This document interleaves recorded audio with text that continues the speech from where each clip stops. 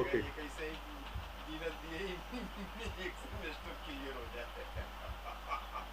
हाँ वो कुछ इलाहाबाद वगैरह साइड में चल रहा था वहाँ के जो एलएलबी कॉलेज वगैरह सब वहाँ तो हो गया ऑलरेडी, उनका एग्जाम नहीं होगा तो फर्स्ट सेमेस्टर की। अच्छा यार बस फिर देखते रहे इसी तरह होता है। बैठे बटाई ऐसे ही दे दे 3 साल की डिग्री।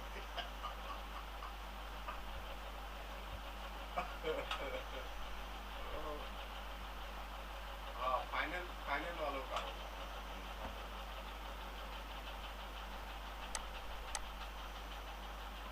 भाई भाभी उठाई थी तो कलर वलर लिखी गए हैं, तो चलिए आज तो मेरा ऑफ था, कल गया हुआ। हाँ फिर कट जाएंगे।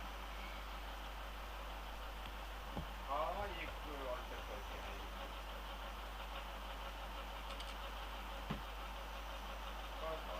चलिए ठीक है, क्रिसमस में okay sir.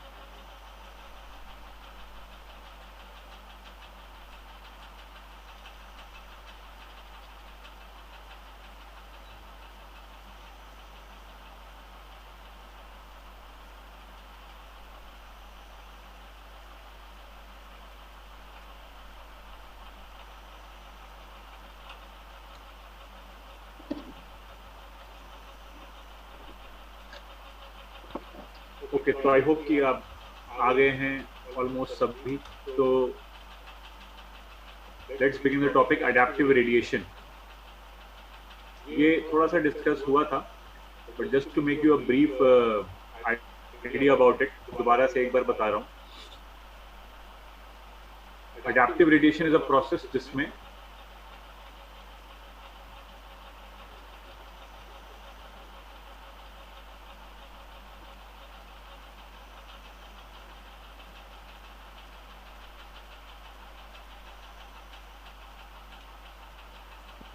Adaptive radiation is a process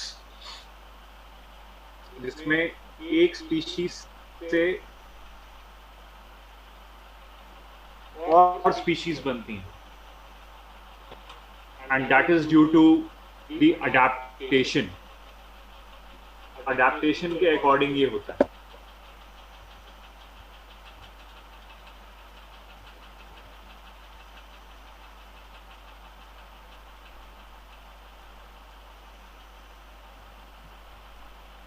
सबने अटेंडेंस भी दे दिया, आई होप। जिन्होंने नहीं दी अटेंडेंस वो अटेंडेंस भी दे दो साथ में।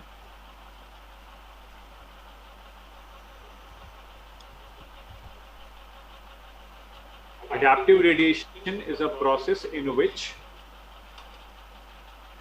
there is development of two or more species from a single species.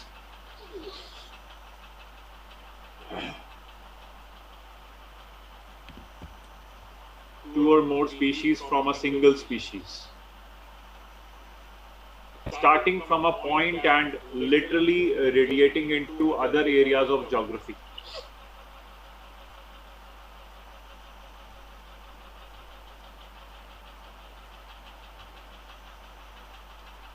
Starting from a point and literally radiating into other areas of geography. मतलब एक पॉइंट से स्टार्ट करना है और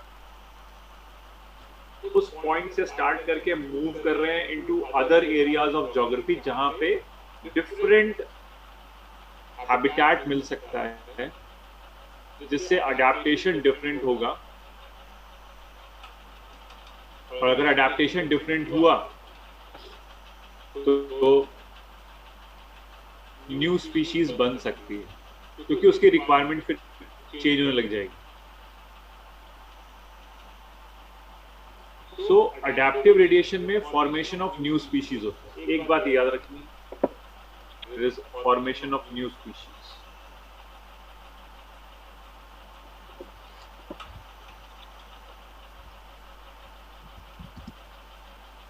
फॉर्मेशन ऑफ न्यू स्पीशीज। और फॉर्मेशन ऑफ न्यू स्पीशीज क्यों हुआ? क्योंकि उन लोगों ने डिफरेंट अडेप्टेशंस किए।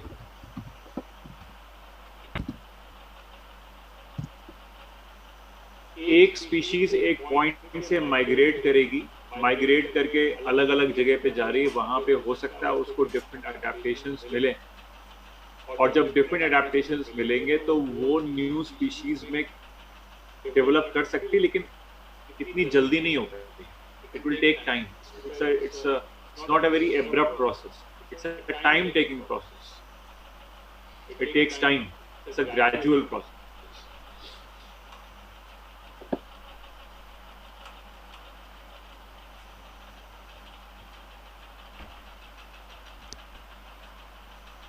तो ओके, तो सपोज कि अगर जैसे कहते हैं कि a very good example is Darwin's finches. Darwin's finches में क्या हुआ कि जो ancestral bird थी that was belonging to South American mainland.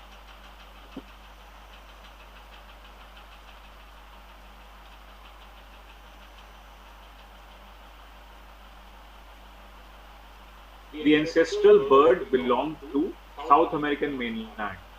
South America की थी bird, और वो वहां से move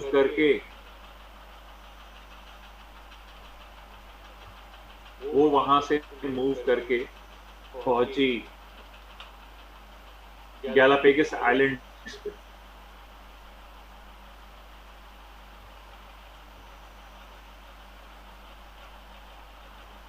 On Galapagos Islands. Galapagos Islands are a chain of 22 islands,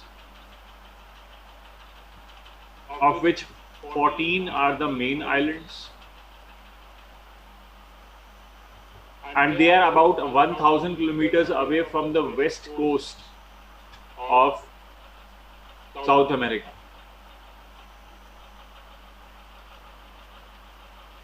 अब साउथ अमेरिकन मेनलैंड पे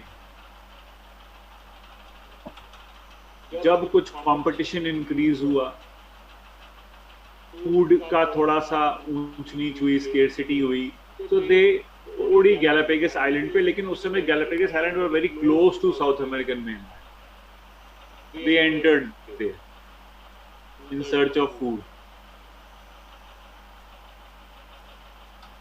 And what happened? They were eating seeds. ठीक है, लेकिन अब जब वहां पहुंची भी तो फिर वहां पे भी फूड उनको डिफरेंट मिल गया. वहां पे भी सीड्स मिली खाने के लिए, नो डाउट, लेकिन कुछ ऐसे भी एरियाज हैं, क्योंकि आइलैंड्स तो बहुत ज्यादा हैं, तो वहां पे कुछ ऐसे भी एरियाज हैं जहाँ पे उन्हें सीड नहीं भी मिला. तो फिर कैसे डेवलप करेंगे? क्या मिला खाने के लिए? इंसेक्ट्स मिल गया सपोज, या कैक्टस मिल गए, या बर्ड्स मिल गई, फ्रूट्स, कुछ भी. तो व्हाट हैपेंड कि दे अडैप्टेड टू दैट कंडीशंस. कुछ चिड़ियों ने इंसेक्ट खाना शुरू कर दिया, कुछ ने फिर कैक्टस खाना शुरू कर दिया. जब उनको लगा कि भाई सीड इज नॉट अवेलेबल, मिल नहीं रहा है, तो let's switch over to insect eating, let's switch over to cactus eating, wood eating, etc. So 14 new species have been developed of finches, of the birds, Darwin's finches. ये जो term है Darwin's finches का, ये term Darwin's finches ने, Darwin ने खुद नहीं दिया. This term Darwin's finches was actually given by Dr. David Lack.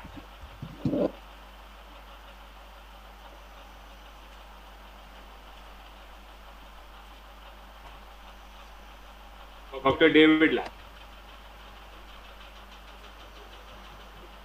David Lack, to give respect to Darwin, he gave this term Darwin's finches. These finches are adapted to various kinds of niches on the Galapagos Islands. The ancestral bird belongs to South America. It was seed eating. But on the Galapagos Islands, when they received different niches, different habitats, they developed into other they developed other feeding habits like eating insects, etc. And they developed into new species in due course of time. But this time was not like 1 year or 2 year, 50 years. It was quite large because evolution is a gradual process. It's not abrupt, as said by Darwin. Darwin कहता है evolution is gradual. It's not abrupt. लेकिन हम जानते हैं आज की यहाँ abrupt भी कभी कभी हो जाता है जब mutations होते हैं. लेकिन Darwin was not having knowledge of mutations. He was not having knowledge of mutations. He said कि evolution is gradual. It's a time-taking process. 14 species of these Darwin's finches are being observed on this Galapagos Islands, and the biological name of them is Geospiza. The scientific name, the biological name of Darwin's finches.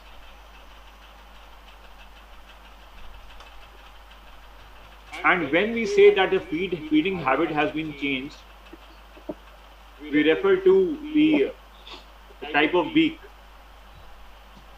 Beak is different in these birds, definitely, because their feeding habit is different, and this tells that they are a new species. They are different species. तो एक जो है आपके diagram दिया हुआ NCERT के अंदर representing different beaks of Darwin finches, आप जानते हो है कि नहीं? You know it. Another very good example is Australian marsupials. Marsupial radiation took place in Australia.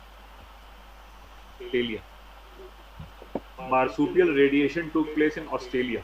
From a common ancestor, several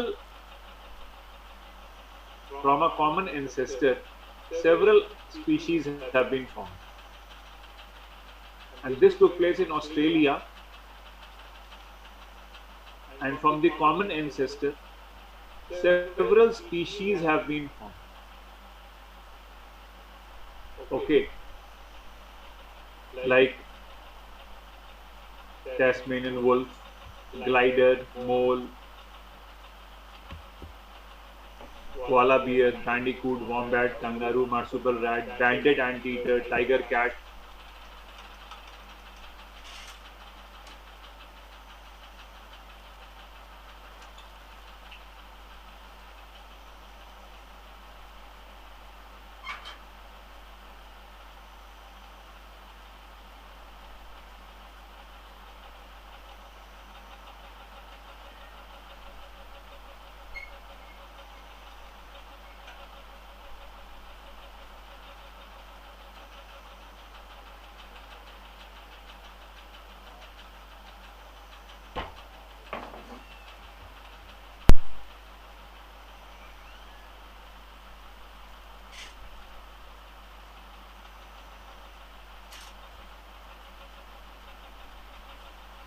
So marsupial radiation took place in Australia, and several species have been formed from the common ancestor. Why? Because these animals faced different adaptations on the continent. Different adaptations. Like cats and wolves, they are carnivores. The anteaters are anteaters, they feed on termites. Rat is a rodent. Kangaroo has got different needs. Bandicoot, bears, moles, sugar gliders, they glide from tree to tree. तो इनकी अपनी अपनी life है, arboreal life, it is arboreal life. So again, this is a very good example of radiation. Radiation में याद करना, एक common ancestor से बहुत सारी species बनती है. अब बहुत सारी से मतलब दो या दो से ज़्यादा. That is called radiation. It's called radiation. Radiation का मतलब ये होता है, क्योंकि आप लोग पूछते हैं सर रेडिएशन का क्या मतलब. तो रेडिएशन का मतलब बायोलॉजी के अंदर यही होता है. फिजिक्स के अंदर मतलब अलग होता है, केमिस्ट्री मतलब अलग होता है, वो अलग चीज़ है. बायोलॉजी में जो रेडिएशन का मीनिंग है formation of new species from the ancestral species. That's it.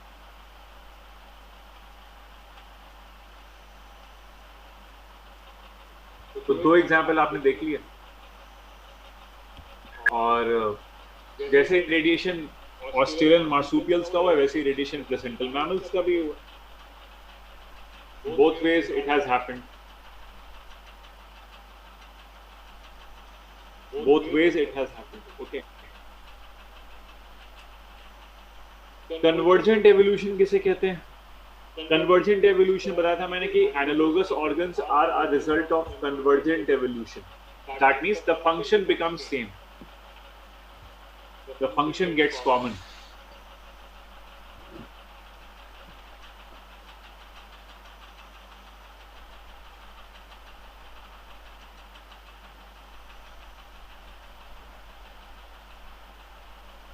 Function gets common. Unrelated animals के बीच में कॉमन फंक्शन होगा. Common function in unrelated group of animals. जैसे कि इंसेक्ट का फंक्शन, इंसेक्ट एंड बर्ड्स, इनका फंक्शन क्या है? To fly. But they are not related because insect is an arthropod, bird is an ape. तो अनरिलेटेड एनिमल्स के बीच में जब फंक्शन कॉमन आता है तो उसको बोलते हैं convergent evolution, because they are converging on the same function. और हमने पढ़ा था कि analogous organs are a result of convergent evolution. Analogous organs are a result of convergent evolution पढ़ा चुके हैं. ठीक है. अच्छा, फंक्शन कॉमन क्यों होगा? फंक्शन इसलिए कॉमन होगा क्योंकि जो इकोलॉजिकल निशेस मिल रहे हैं वो सेम होंगे.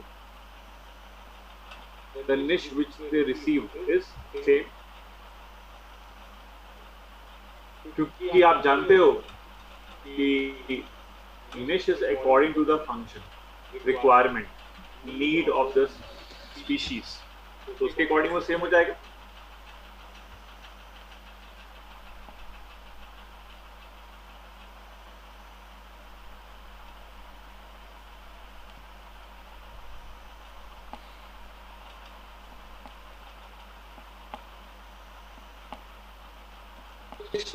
निश is according to the function, और फंक्शन जो होगा वो सेम आ गया.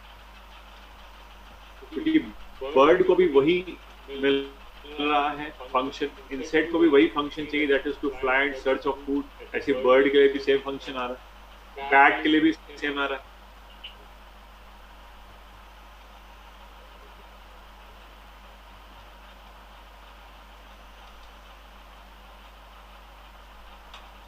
एग्जाम्पल्स जो आ रहे हैं हमारे पास सेम फंक्शन के लिए वो है Australian marsupials and placental mammals.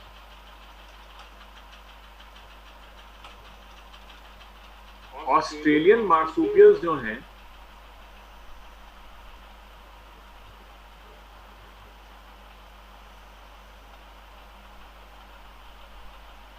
Australian marsupials है ना, और प्लेसेंटल मैमल्स. तो ऑस्ट्रेलियन मार्सूपियल्स को जो निश मिल रहा है ऑस्ट्रेलिया में, अगर वैसा ही प्लेसेंटल मैमल्स को मिल रहा है इन द रेस्ट वर्ल्ड, तो उनके फंक्शन तो सेम आ जाएंगे.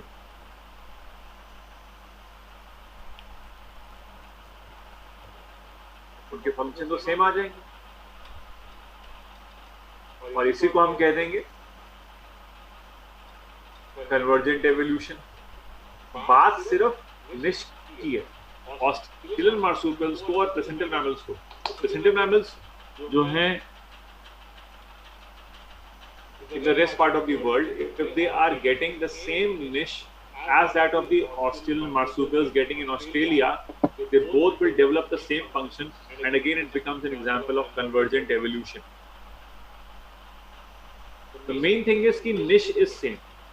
अगर इंडिया के अंदर सपोज एंट ईटर को सेम निश मिल रहा है, और जो ऑस्ट्रेलियन मार्सूपियल है नमबैट, उसको ऑस्ट्रेलिया में सेम निश मिल रहा है उसके एरिया में, फंक्शन सेम हो गया. This is how I'm telling you. Clear है? तो ऐसी mole and marsupial mole. Mole is a placental mammal. Marsupial mole is marsupial animal. Function same, they are nocturnal and all, है ना. एंट eaters हैं. Mouse जो है वो rodent, lemur and spotted cuscus. They are arboreal. Flying squirrel and flying phalanger, they are also arboreal, मतलब they live on trees. Bobcat is placental mammal. Tasmanian tiger cat, wolf and Tasmanian wolf, they are also carnivores. They both are carnivores, I mean to say. Okay, placental wolf and Tasmanian wolf, they are getting same niches in their areas, so their function is same. What I want to tell you is that these 7 pairs you have to learn. ये 7 pairs आपको learn करने पड़ेंगे. 7 pair आपको learn करने पड़ेंगे. Mole and marsupial mole, anteater and numbat, mouse and marsupial mouse, lemur and spotted cuscus, flying squirrel, flying phalanger, bobcat, Tasmanian tiger cat, wolf, Tasmanian wolf. अगर इस pair में कुछ अलग हुआ, मतलब अगर उसमें लिख दिया बॉबकैट एंड टेस्मेनियन वुल्फ, अगर ये पेयर बना दिया जाए तो फिर गलत है, इट्स रॉन्ग.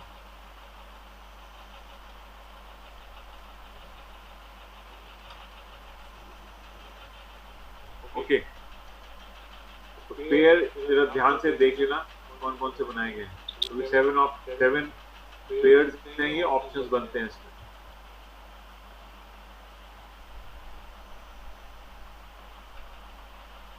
अच्छा, एक चीज और तो मैं डिस्कस करना चाहता हूँ regarding these diagrams.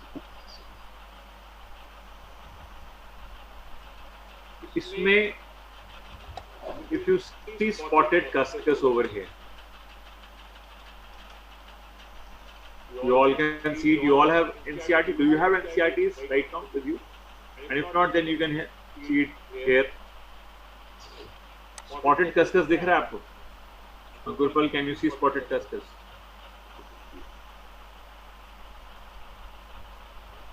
And see this tiger cat over here. Do you find any resemblance?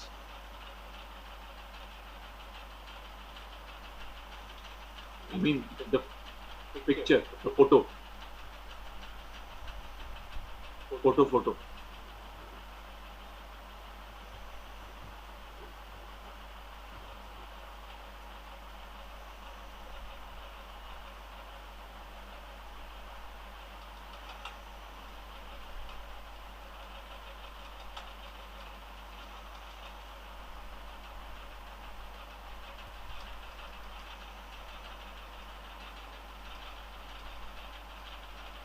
Just a moment.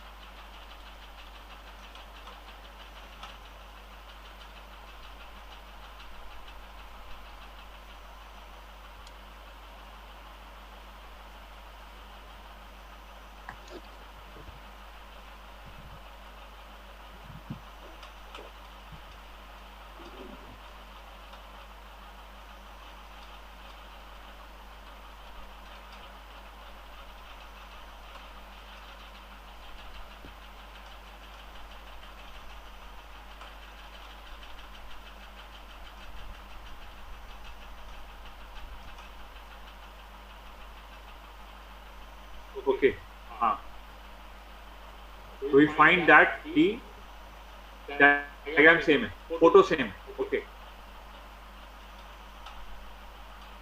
तो फिर यहाँ पे है तो ये स्पॉटेड कस्कसी, लेकिन यहाँ पे गलती से क्या लिख दिया, टाइगर कैट। ये मैं मिस्टेक बता रहा हूँ एनसीईआरटी में जो हो गई है, ठीक है।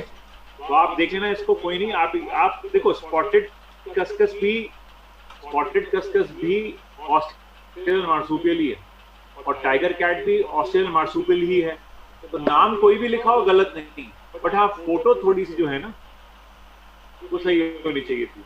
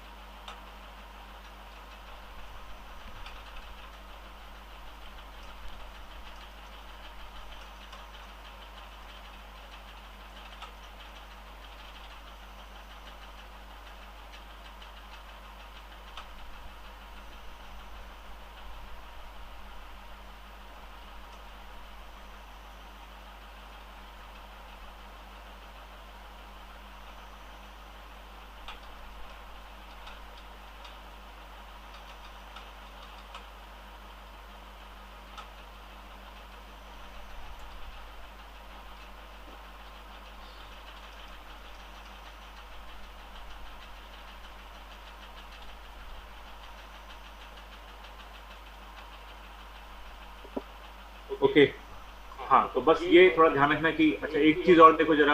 अब एक टाइगर कैट वाला बता दिया मैंने कि यहाँ पे स्पॉटेड कस्कस वाला फिगर आ गया।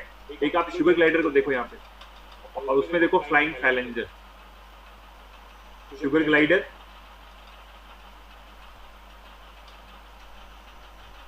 And the flying फैलेंजर। सेम लग रहा है क्या?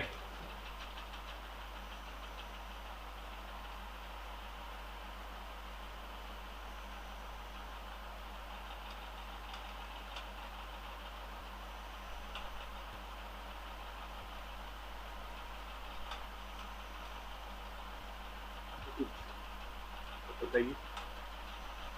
ओके, तो फिर एक काम ये हो सकता है कि अब देखो यहाँ पे हैं तो दोनों मार्सूपियल ही हैं, तो दोनों मार्सूपियल ही, तो नाम गलत नहीं लिखा है इन्होंने, नाम इज नॉट गलत। But the only thing is that कि figure is actually picture same हो गई। तो फिर आप मुझसे बाद में क्वेश्चन पूछ सकते थे ना कि सर ये फोटो कैसे सेम हो गई। तो आपको बता रहा हूँ कि क्या क्या है। तो शुगर ग्लाइडर भी होता है ऐसा ही है, लेकिन वो थोड़ा सा ना मुझे ज्यादा क्यूट टाइप होता है, बट ये थोड़ा सा ज्यादा ठीक होता है। मतलब ये शुगर ग्लाइडर में तो थोड़ा सा ये ऐसे करके स्पैन बनता है, सॉरी फ्लाइंग फैलेंजर में थोड़ा स्पैन बनता है। ग्लाइडर्स थोड़े से अलग होते हैं, ग्लाइड वो भी करते हैं।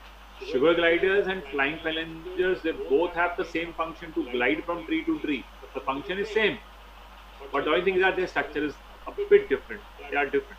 अगर देखोगे नेट पे मतलब डिफरेंस है, पढ़ लोगे। They are two different groups of marsupials. They're not same. हाँ, ये बात अलग है कि दोनों ग्लाइड करते हैं। तो वैसे अगर दो अलग अलग ग्रुप्स बनाए गए इसका मतलब डिफरेंस होगा तभी बनाए गए, अदरवाइज क्यों बनाते हैं? दोनों को साथ में रख लेते हैं। See one more thing, Bandicoot देख रहे हो यहाँ पे? बैंडिकूट और मार्सुपियल माउस देखो जरा। मार्सुपियल माउस कैसा लग रहा है? सेम लग रहा है?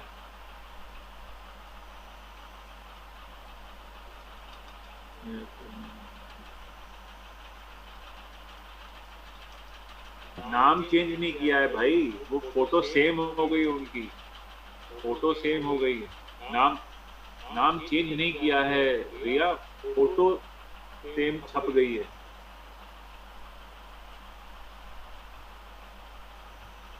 मिस्टेक हो जाती है, ठीक है ना।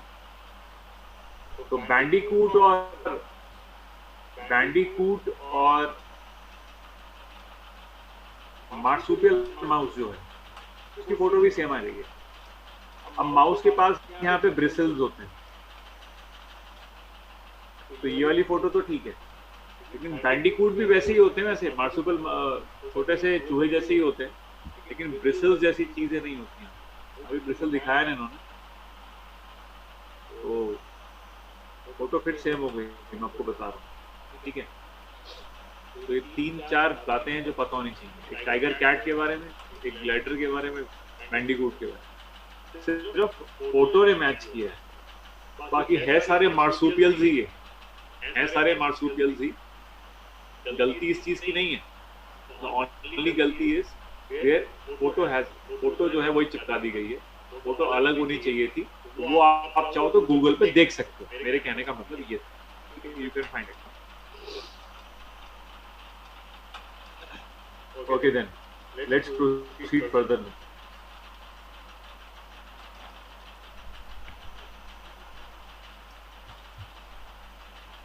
एक थोड़ा टॉपिक पहले और पढ़ लेते हैं, artificial selection. Artificial selection is actually a type of selection which is conducted by man. देखो, natural selection is conducted by nature. Nature selects for fitness. Nature selects the individual which is fit, that will survive and that will leave more progeny. उसी के बच्चे ज्यादा होंगे जो environment में fit कर जाएगा, उसी के बच्चे ज्यादा होंगे जो environment में फिट हो जाएगा, बिकॉज वही सर्वाइव कर पाएगा। और आप जानते हो सर्वाइवल ऑफ द फिटेस्ट, आप डार्विन के केस में जानते हो, आपने पढ़ा तो होगा क्लास 10। हालांकि खैर मैं नेचर की यहाँ पे बात नहीं कर रहा, I am talking about human selection. मतलब ह्यूमन सिलेक्ट करते हैं उन एनिमल्स को जो उन्हें बेनिफिट दें, ह्यूमन सिलेक्ट करते हैं उस पौधों को, उन प्लांट्स को जो उनको बेनिफिट दें, फूड का बेनिफिट हो डेफिनेटली, या फिर कोई अदर इकोनॉमिक बेनिफिट हो। So man, humans used to select. This is for example, humans select high milk yielding cow and perform their breeding to get high milk yielding cow. They select the animals, mate them, animal breeding you call it. Similarly, plant breeding is also performed by man to get the desired phenotype in the plant. Definitely. So it's conducted by man. So when man can conduct the selection, why can't nature? Nature can also do it, है कि नहीं? अब nature can also do it, इसका मतलब Darwin ने यही सोचा था यार, जब मनुष्य सिलेक्शन कर सकता है, अच्छे एनिमल्स को सिलेक्ट कर सकता है, अच्छे प्लांट्स को सिलेक्ट कर सकता है, ताकि उसको अच्छे मीटिंग करा के अच्छे कुछ प्रोडक्ट्स मिले जिनको वो बेच सके, खा सके, तो क्या नेचर नहीं सिलेक्ट कर सकती है फिटनेस को? इसी को डार्विन ने बोला था नेचुरल सिलेक्शन। डार्विन की थ्योरी बाद में आई, अभी मैं बता रहा हूँ आर्टिफिशियल सिलेक्शन से मनुष्य ने क्या क्या बना लिया। आपने वाला एग्जाम्पल आप सब जानते हो, आप सबने पढ़ा हुआ कि वाइल्ड मस्टर्ड ब्रासिका ओलेरेसिया से man has developed kohlrabi, cauliflower, broccoli, cabbage, red cabbage, kale। पहले पढ़ा होगा आप लोगों ने, बॉटनी का एग्जाम्पल। और फिर एक एग्जाम्पल मैं ऐड करता हूँ एनिमल के लिए, कि हमने रॉक पिजन से, rock pigeon is the same pigeon जो दिख जाती है, पिजन जो कबूतर, तो रॉक पिजन बोलते हैं। तो रॉक पिजन से ये एक पिजन बनाई गई, पाउटर, एक बर्ड, एक जैकोबिन, एक फैनटेल, इसमें फैन जैसा का होता है। तो these birds are being prepared, क्यों? ऑर्नामेंटल बर्ड्स है, बेचेंगे, पैसे कमाएंगे, या जू में रखेंगे, बच्चे आएंगे देखेंगे अच्छी चिड़िया, और डेफिनेटली बच्चे फ्री में तो आएंगे नहीं, टिकट लेनी पड़ेगी। Anything is just being done for human benefit. तो जब man is selecting this pigeon and breeding it to get a particular bird which is beautiful, which has a beautiful plumage, and that can be kept in zoo or it can be sold. Okay, this is artificial selection. artificial selection. Man is selecting the desired phenotype in the plant and in the animal, and mating it with the another plant or the animal with this with another phenotype and all, and definitely it's getting a mixture of all the phenotypes in a particular one animal or plant, so that can be used for benefit, human benefit, economic benefits. ठीक है बच्चों?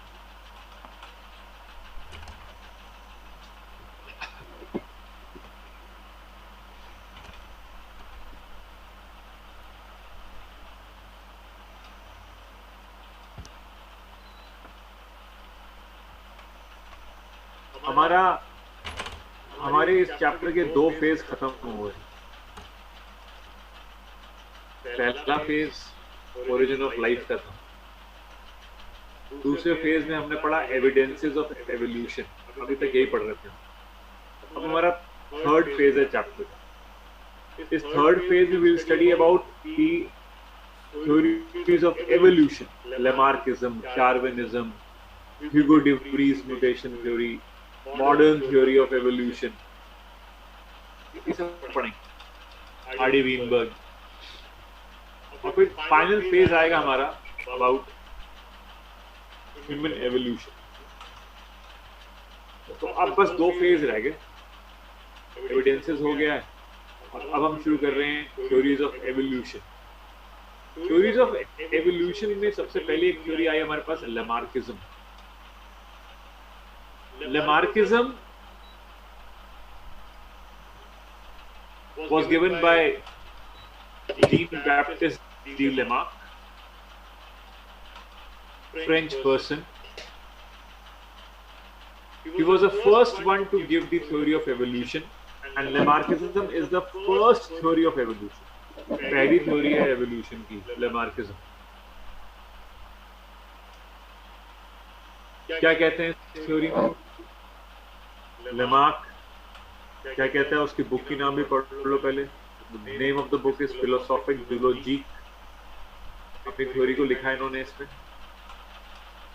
Okay, उस समय gene की knowledge किसी को नहीं थी, मैं आपको पहले बता दूं। 18th century and in the 19th century also, no one was having the knowledge of genes. 20th century में आया सारा कुछ, जीन वगैरह सब कुछ, एवरीथिंग। 18-19 में तो कुछ था नहीं, और अगर 19 में था भी मेंडल का, तो वो तो वैसे सप्रेस कर दिया गया था, because Darwin's book was being published, so Mendel work was being suppressed. I hope you know it, genetics में पढ़ा है आप लोगों ने। मेंडल का कुछ थोड़ा सा हिस्ट्री पढ़ते हो ना, ग्रेगर जोहान मेंडल। तो फिलहाल अभी बात कर रहे हैं हम लेमार्क की। लेमार्क मेंडल से पहले है, ठीक है, 1744 की बात चल रही है। ओके, आई मीन उसके बाद। तो लेमार्क ने क्या किया, लेमार्क ने ये थ्योरी दी, और लेमार्क की जो थ्योरी है उसका नाम क्या है, inheritance of acquired characters, use and disuse of organs.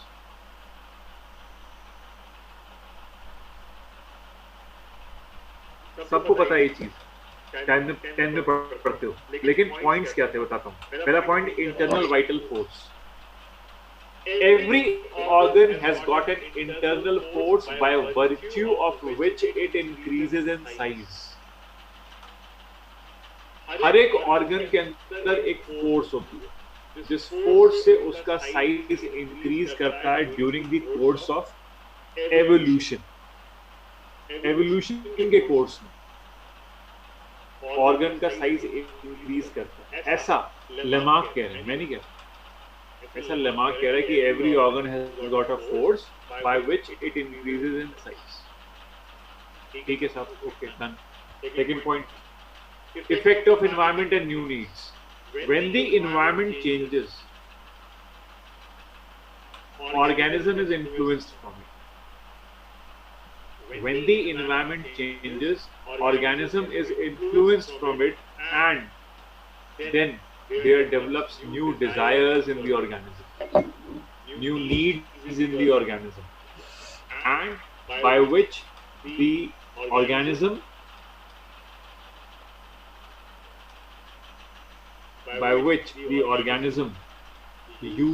starts using a particular organ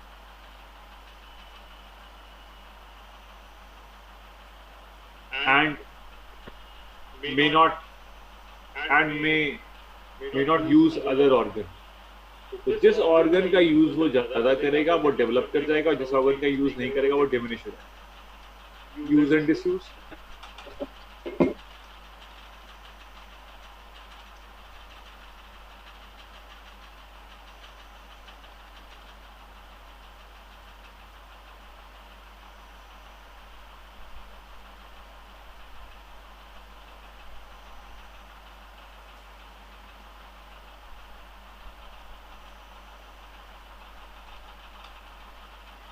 use and disuse.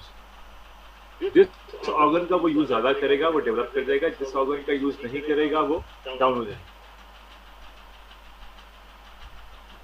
Desires वाले पॉइंट को बोलते हैं एपिटेंसी. ये जो एक टर्म लिखा हुआ है यहाँ पे appetency. Appetency is the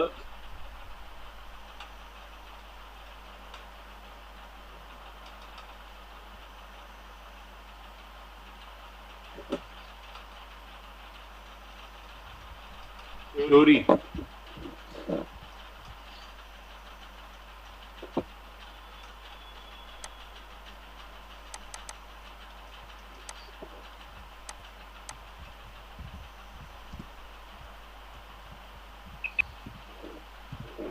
of Lamarck.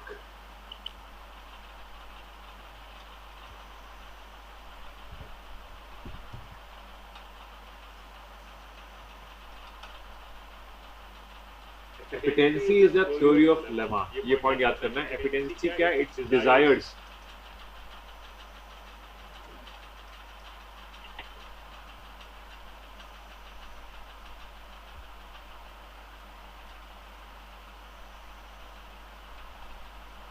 Epitancy are what?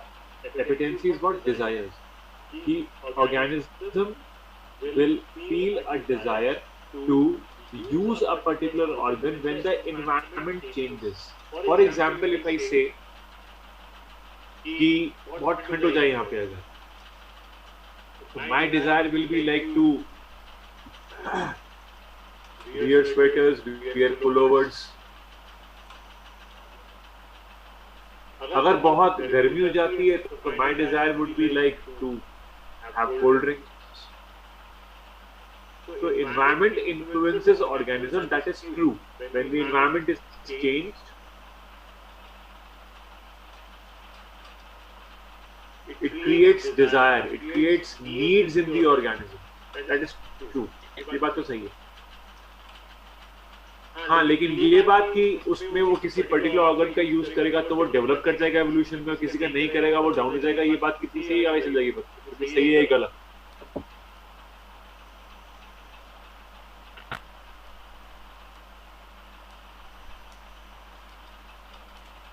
चौथा पॉइंट जो हमारे पास आता है, that is inheritance of acquired characters.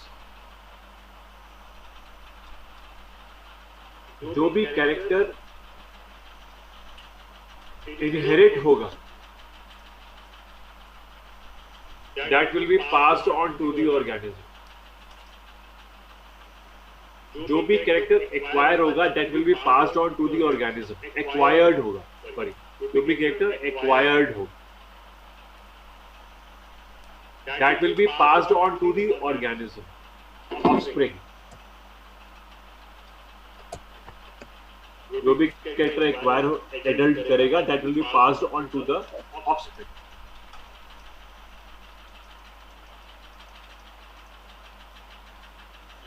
ये पॉइंट कितना सही है गलत ये आगे देख लेंगे, लेकिन इन चारों पॉइंट्स को लेमार्क जो है वो कैसे एक्सप्लेन कर रहा है? with the help of certain examples. And a very good example is giraffe evolution, given by Lamarck. क्या था ये कि there was shortening giraffe, and shortening giraffe used to feed on grass, leaves of small plants and all. Okay, and then the food becomes scarce on the land. खत्म हो गया खाना, मतलब कम हो गया खाना। जब कम हो गया, scarcity हो गई food की, that means changing environment, effect of environment. Effect of environment is that the food is getting less.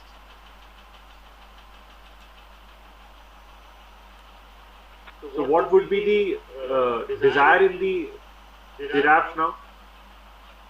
To stretch its neck and eat the leaves of the trees. ये होगा ना? So effect of environment, scarcity of food.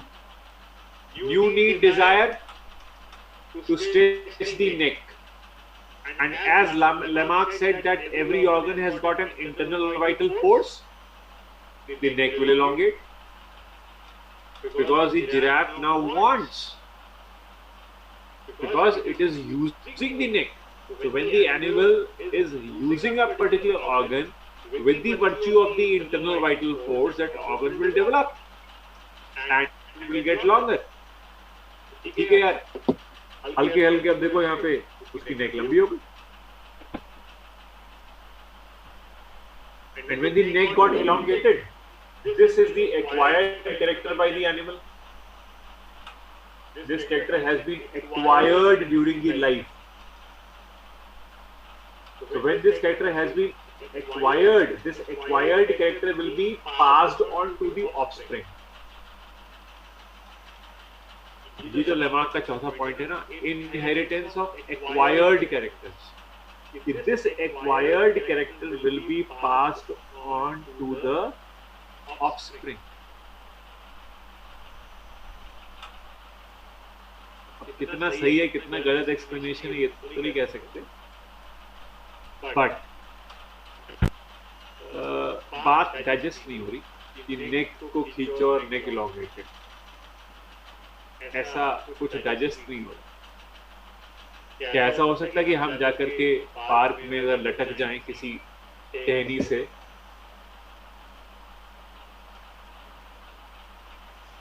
क्या ऐसा हो सकता है कि हम किसी पार्क में किसी टहनी से अगर लटक जाएं तो हमारे ये आर्म्स लंबे हो जाएं?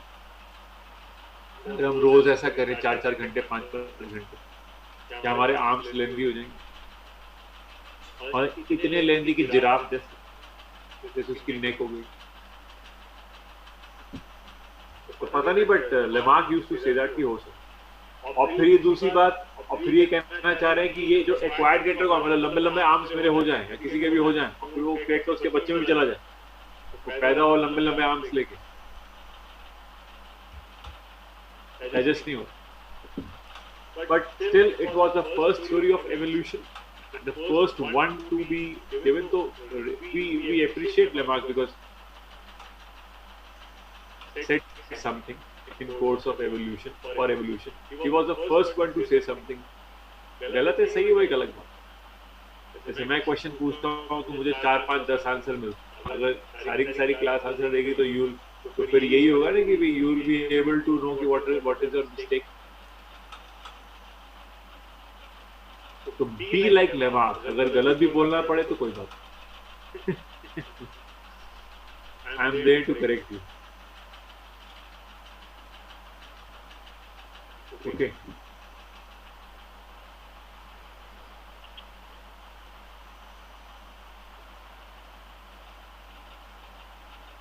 One more example was given by Lamarck.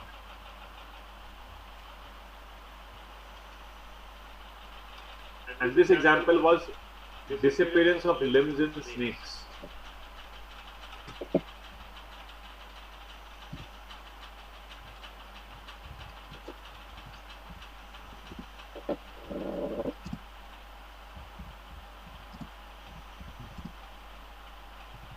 What can you say that Lamarck Lamarck used to say that कि लेमार्क ने बताया कि स्नेक्स में लिम्स नहीं होते।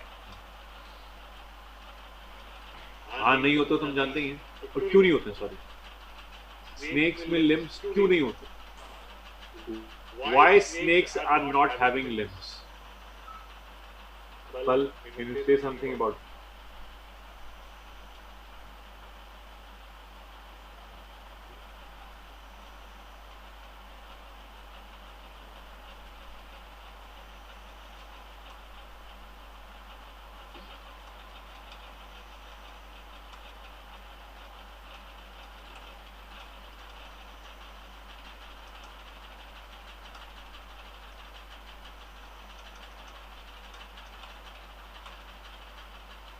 I mean, Lamarckian explanation होना चाहिए।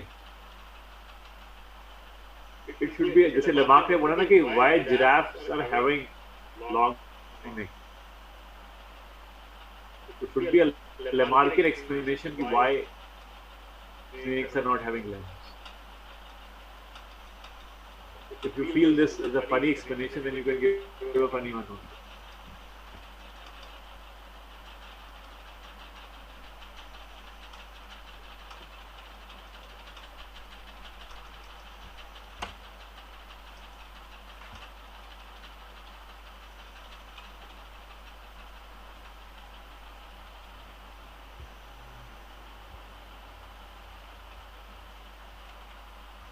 Open question to all है। If anyone can think you why snakes are not having limbs, what Lamarck could say about it? वे क्यों नहीं होते?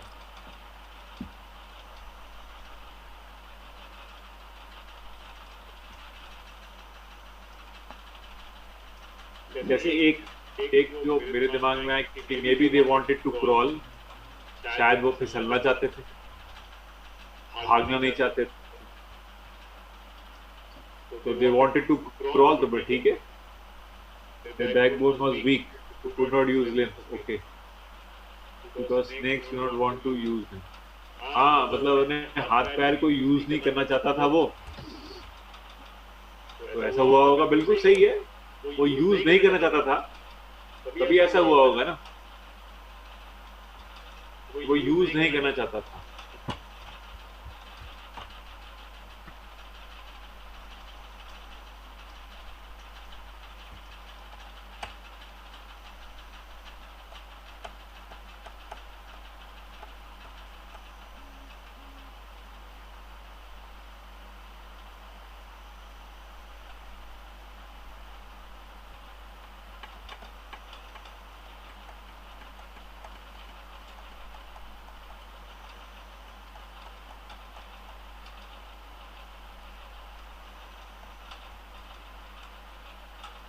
धनंजय ने जो आंसर दिया है और जो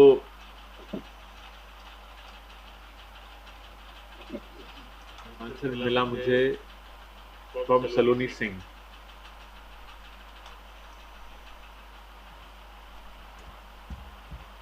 वो मिक्स कर देते हैं।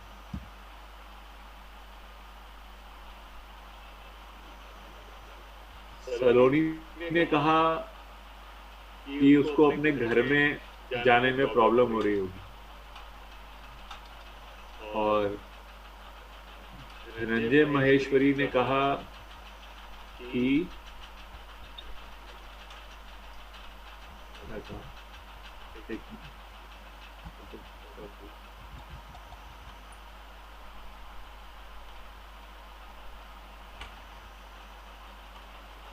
धनंजय ने कहा कि it is difficult to themselves from predators.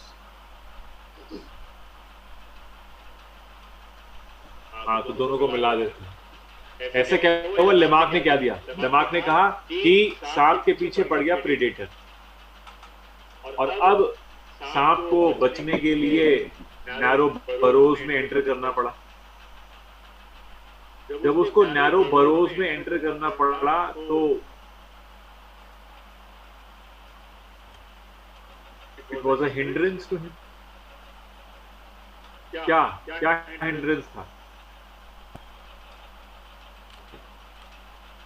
Limbs. he was not able to adjust in the narrow burrows because of limbs. So he lost the limbs. ये हट जाओ, तुम मेरे काम के नहीं हो, तुम मुझे बरों में अटकने नहीं देते हो, रहने नहीं देते हो, तुम लोग चले जाओ, तुम लोग हट जाओ. उसने लिम्ब छोड़ दिए, और जब लिम्ब छोड़ दिए इसका मतलब acquired feature, and this acquired feature was passed on to the offspring. ठीक है ना?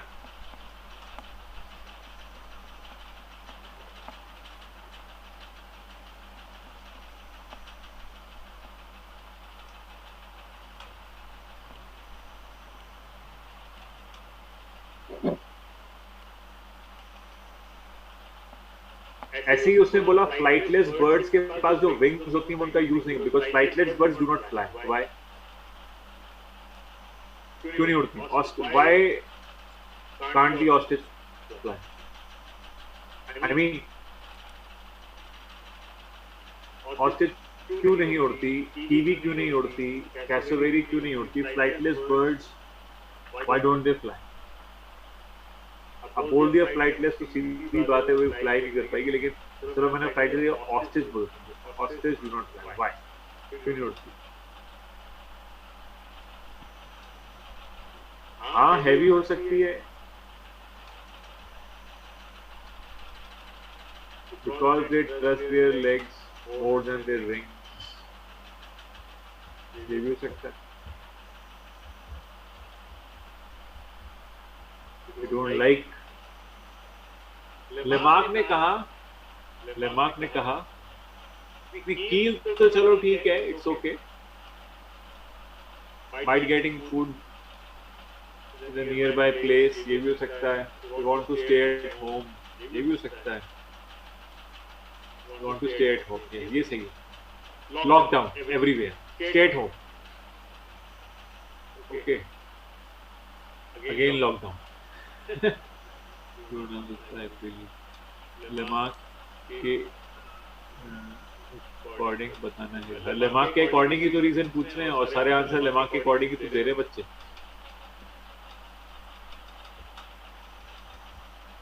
एक्चुअली वो लेमार्क बोले कि इनको फूड लैंड पे मिल जाता है और इनको उड़ने की जरूरत नहीं.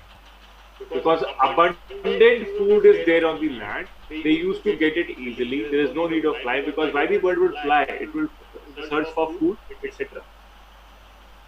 So they get abundant food on the land, nearby places. So there is no need of flying. ऐसा लेमार्क कह रहा, मैं नहीं कह रहा.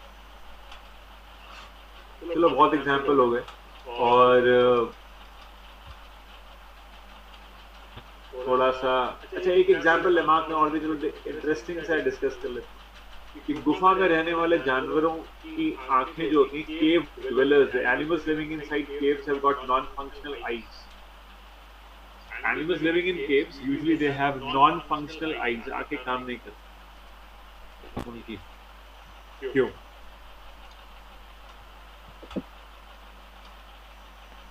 Again Lamarck will say it said animals living inside caves, they have non-functional eyes. Why? Yes. अब answer तुम्हारे सबके सही आएंगे. अब सबके आंसर ठीक आएंगे, बिकॉज अब तुम प्रेडिक्ट कर ले जाओगे. Because there is dark inside ना, तो there is no need of seeing. When there is dark inside, तो फिर क्या जरूरत है देखने की? बिल्कुल सही है, बिल्कुल सही है. और ये कुछ लेमार्क ने अपने एक्सप्लेनेशंस दिए to support his theory Lamarckism. ठीक है ना? एफिशिएंसी की जो use and disuse and inheritance of acquired data को सपोर्ट करते हैं. लेकिन एक आदमी आया इसने इसको डिस्प्रूव कर दिया, एक ही झटके में डिस्प्रूव. कौन? मेंडल.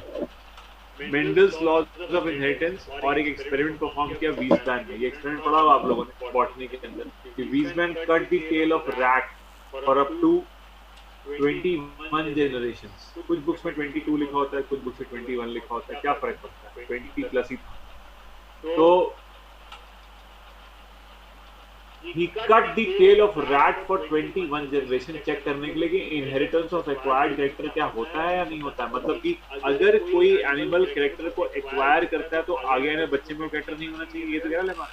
तो चूहे की पूछ काट दो, दिस इज एक्वायर्ड कैरेक्टर, तो उसके बच्चे में पूछ नहीं होनी चाहिए। फिर भी आ गई, अब उसकी भी पूछ काट दी, अब फिर उसके बच्चे की देखी, उसमें भी आ गई, फिर उसके बच्चे की भी काट दी, उसके बच्चे में देखी, बड़े पेशेंटली, वेरी मतलब इतना पेशेंस, 21 जनरेशन 21 पूछते चेक करता रहा, कभी कोई ऐसा रेट मिल जाए उसके पास पूछना दिमाग सही हो, पर ऐसा नहीं हो। तो Weissman disprove inheritance of acquired characters. तो फोर्थ पॉइंट जो दिमाग का था, इनहेरिटेंस ऑफ एक्वायर्ड कैरेक्टर्स, इसको पूरा का पूरा डिस्प्रूव कर दिया हमारे वीजमैन एक्सपेरिमेंट ने। और उसके बाद जो फैक्टर्स डिस्कवर किए मेंडल ने और फिर जीन्स का कॉन्सेप्ट आया, this will definitely disprove that it is actually the genotype which is inherited, not the phenotype. Change in the somatic cells will never be inherited. The change in the genes in the gametes that will be affected, that will be inherited. Today you know it because you know what is genes. Today you are studying genetics, you are studying inheritance, you are doing numericals and all everything. So इस समय तुम्हें idea है। Lamarck के ये points गलत हुए। चौथा point एकदम गलत, एक्वायर्ड कैरेक्टर इनहेरिट नहीं करते। Internal vital force is also wrong, ऐसा कोई ऑर्गन में वो नहीं फोर्स नहीं होती, अगर होती तो मैं लटकूं जाकर के मेरे भी हाथ पैर लंबे हो जाएं, पर ऐसा नहीं हो सकता। तो internal vital force is wrong, है ना। This inheritance of acquired character is wrong, use and disuse is also not properly correct, but yes effect of environment and new needs is okay, correct, because environment does influence the organ, definitely। ठंड होगी तो मुझे sweater पहननी पड़ेगी, अपने आप को बचाना पड़ेगा। गर्मी होगी तो आई विल हैव ठंडी चीजें पीऊंगा, है ना, खाऊंगा। तो effect of environment is there definitely, वो वाला पॉइंट सही है। But in terms of vital force and use and ये जो आपका इनहेरिटेंस ऑफ एक्वायर्ड कैरेक्टर्स है, ये पॉइंट इस तरह से गलत है और इसको डिस्प्रूव कर दिया वीजमैन के experiment. Lamarck is over. I mean the theory is over. And now we're on to Darwinism.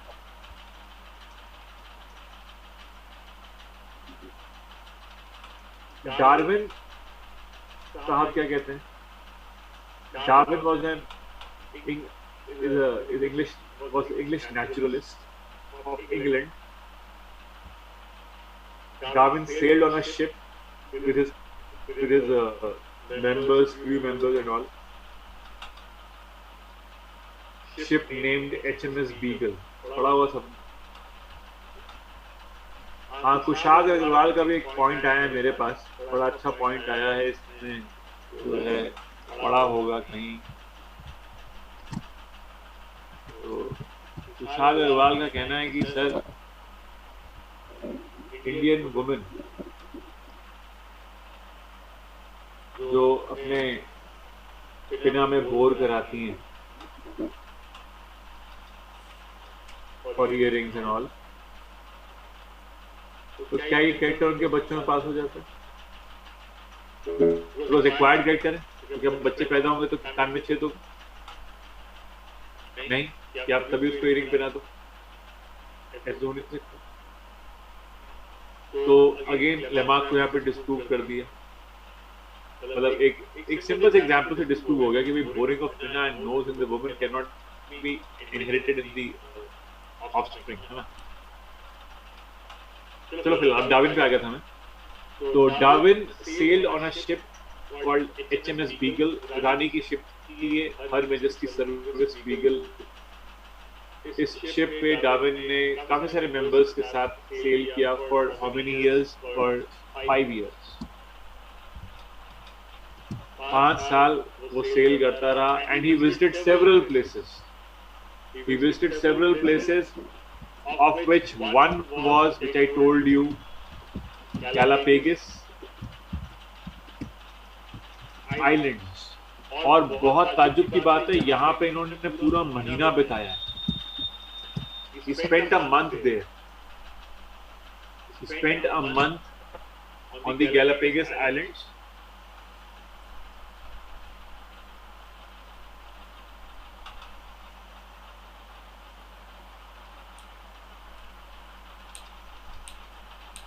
He spent a month on the Galapagos Islands, and what did he observe? He observed finches, tortoise, spiders, etc., plants. और एक tortoise को तो ये वहां से ले भी आए थे अपने घर. ये अंदर की बात है, ठीक है, कोई बात नहीं. पसंद था उन्हें, ले आए स्मॉल टॉर्टॉइस, छोटा. तो साउथ अमेरिका भी गए डेफिनेटली, बिकॉज 1000 किलोमीटर दूर है. I told you, Galapagos island south America. तभी डार्विन्स फिंचेस का सारा कॉन्सेप्ट इन्होंने दिया. लेकिन term Darwin's finches was not itself given by Darwin. It was Dr. David Lack who gave this term Darwin's finches to give respect to Darwin. Definitely Darwin gave the theory natural selection. It's a very important theory for evolution, no doubt. And it's accepted one also.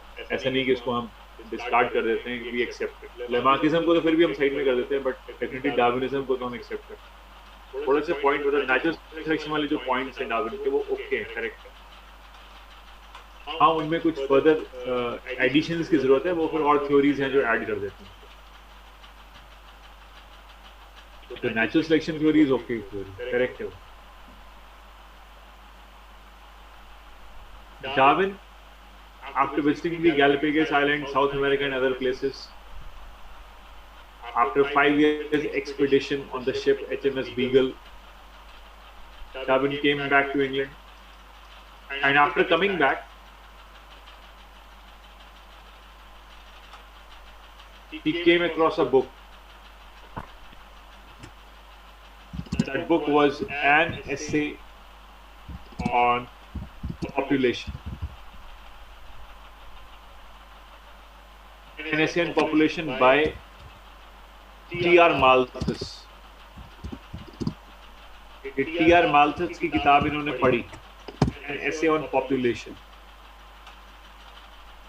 Malthus ने क्या लिखा है इसके बारे में? Malthus कहते हैं कि population is growing geometrically.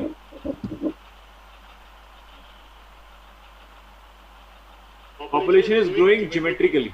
2, 4, 8, 16, 32, 64, 128, 264, and so on. So, population is growing geometrically, and food is growing arithmetically. 1, 2, 3, 4, 5, 6, 7. Food ऐसे ग्रो कर रहा है, लेकिन पॉपुलेशन कैसे ग्रो कर रही है? ज्योमेट्रिकली. तो is food keeping pace with the population? No, food is not keeping pace with the population. Increasing population, growing population, food is not keeping pace. Then what?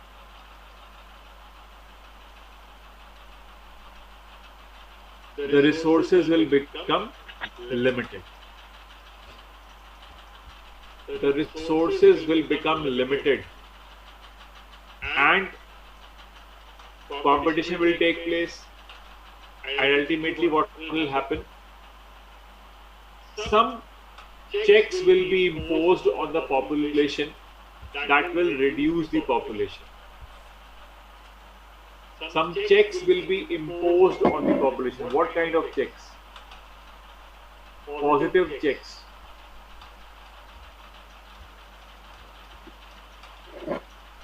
Positive checks.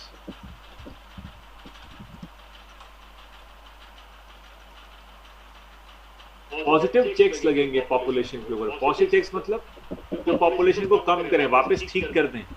Epidemics, floods,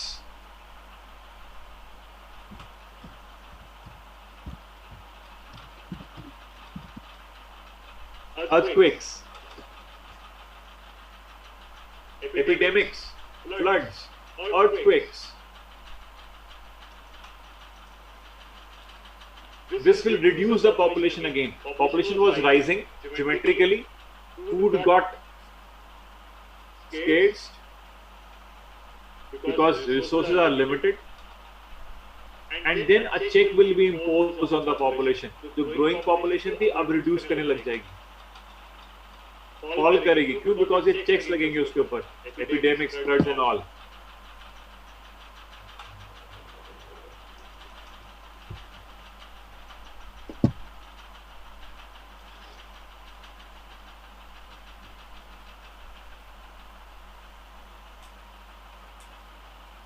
And a population crash will occur. Population down हो गई तो population crash हो गया. तो फिर से stability आएगी, फिर से population अब कम हो गई.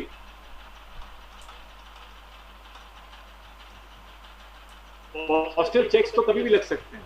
हाँ, लगते ही हैं. See, the population is increasing. Pollution is also increasing.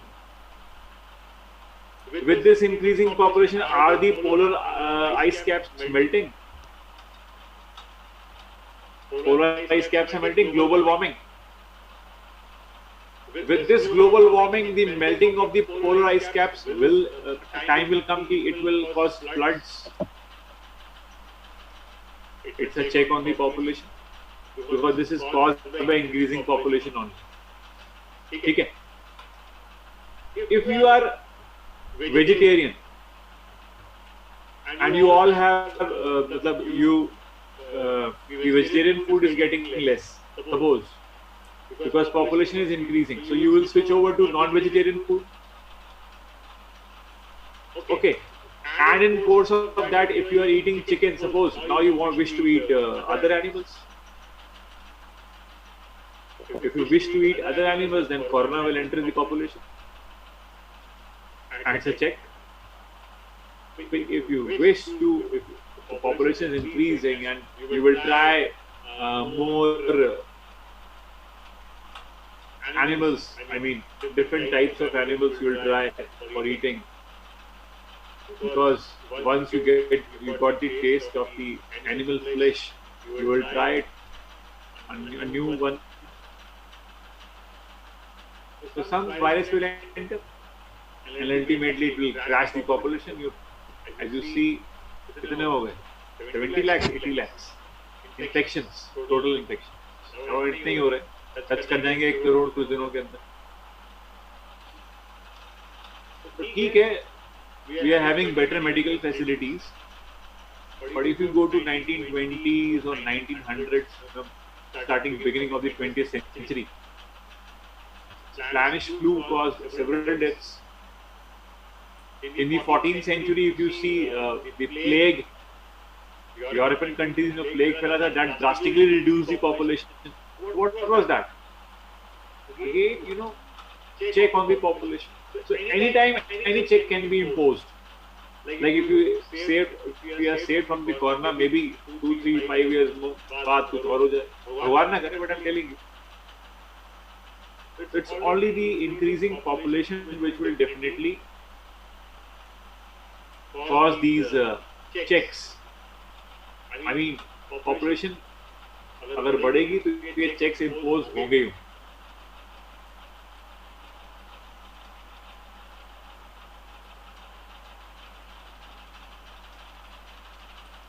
You do not want an experiment. हाँ ठीक है, because तो आपने थोड़े एक्सपेरिमेंट किया था, एक्सपेरिमेंट तो कहीं और हुआ था. आप तो विक्टिम बन जाओगे. You are the victims. We are the victims. Experiment तो कहीं और हुआ था, विक्टिम हम बन गए. तो ह्यूमन बीइंग्स ने किया ना.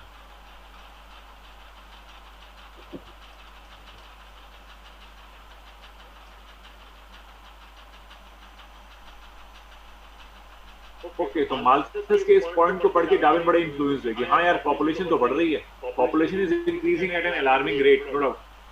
लेकिन ये पॉपुलेशन में ह्यूमन पॉपुलेशन से आपको समझाने की कोशिश कर रहा था. डार्विन ने तो क्या ऑब्जर्व किया? डार्विन ने ऑब्जर्व किया एनिमल्स, प्लांट्स. तो पॉपुलेशन तो उनकी भी इंक्रीज होती है ना। ओके, तो ये मैंने ह्यूमंस का एज एन एग्जांपल लेकर के आपको बता दिया कि पॉपुलेशन बढ़ेगी तो ये सब होगा। माल्थस भी ये कहना चाह रहा था, Malthus also saying the human population वाली, वो तो माल्थस की थ्योरी जो थी वो भी उसी के पे बेस्ड थी। लेकिन डार्विन तो जो ऑब्जर्व करके आया था वो ह्यूमंस को भी ऑब्जर्व किया डार्विन ने, ऐसी बात नहीं है। 5 साल किया गया, घूमा इधर उधर, तो अलग अलग जगह पे जब देखा कि भाई ह्यूमन पॉपुलेशन कैसी है, अलग अलग जगह पे प्लांट्स कैसे हैं, एनिमल्स कैसे हैं, तो सब ऑब्जर्व किया डार्विन ने। और एक बात और ऑब्जर्व करी डार्विन ने कि पॉपुलेशन में वेरिएशन होता है पॉपुलेशन में वेरिएशन बिल्कुल होता है। अपने MR6 में ही वेरिएशन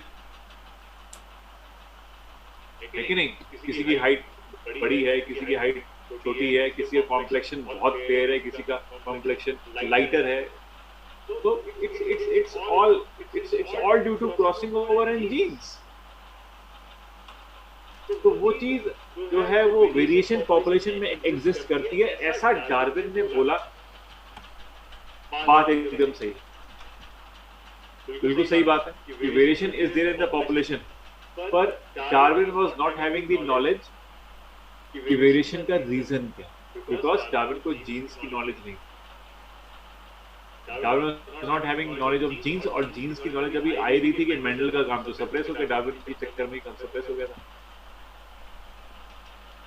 तो पॉपुलैरिटी डार्विन को मिल रही थी डेफिनेटली, तो मेंडल का काम सप्रेस हो गया था। आप लोगों ने पढ़ा हुआ।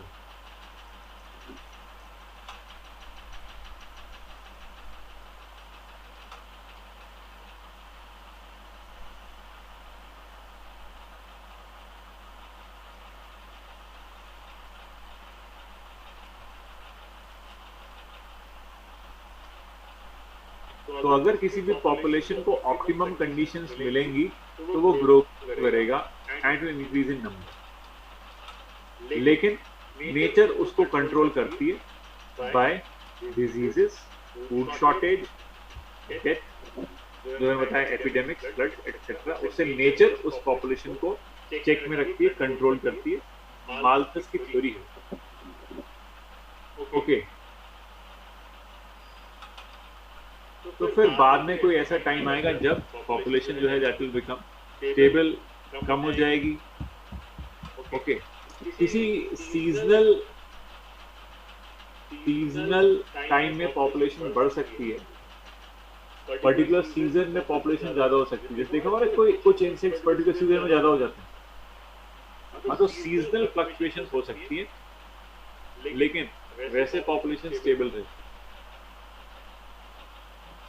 ओके, अच्छा, अब डार्विन ने जो बुक पढ़ ली, एन एसे ऑन पॉपुलेशन, ठीक है, और डार्विन इन्फ्लुएंस हो गया आर्टिफिशियल सिलेक्शन से।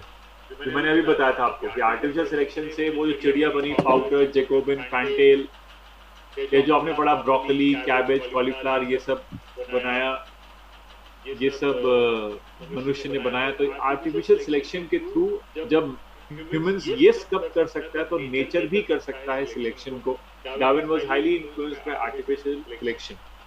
Darwin read a book on population by Malthus. Darwin received a book from a person named A.R. Wallace.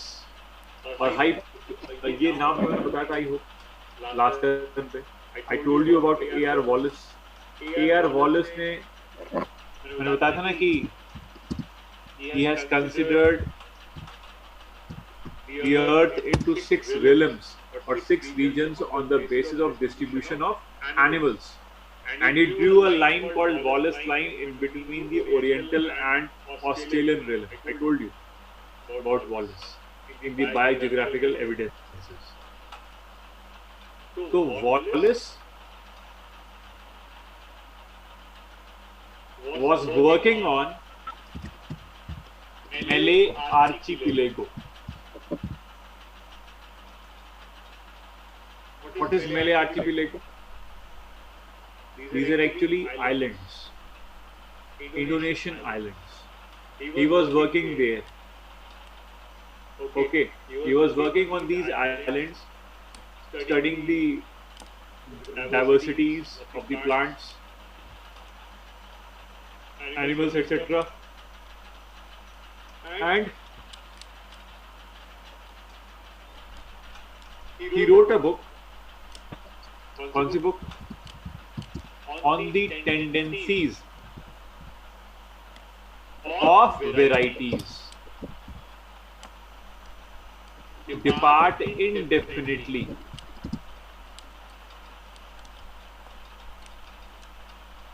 from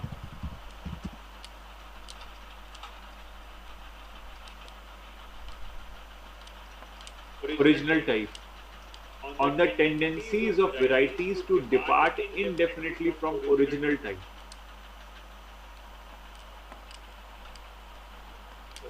नाम काफी बड़ा सा हो गया, पर कोई बात नहीं, किताब का नाम। और ये किताब का नाम किसका है?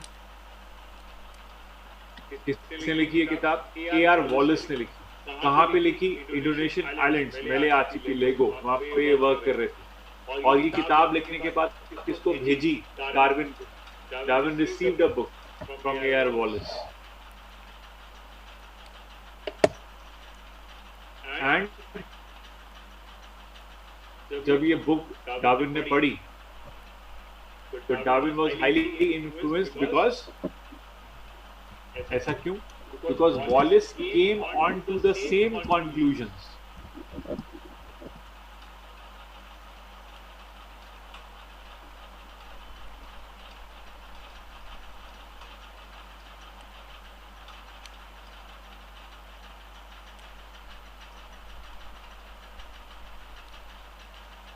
As that of Darwin.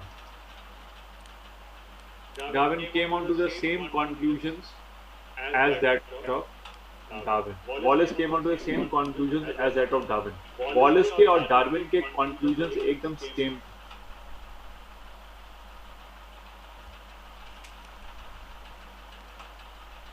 Wallace के और Darwin के conclusions एकदम same. Darwin was highly happy, हाँ यार कोई तो है जो बिल्कुल मेरे जैसा ही सोच रहा है।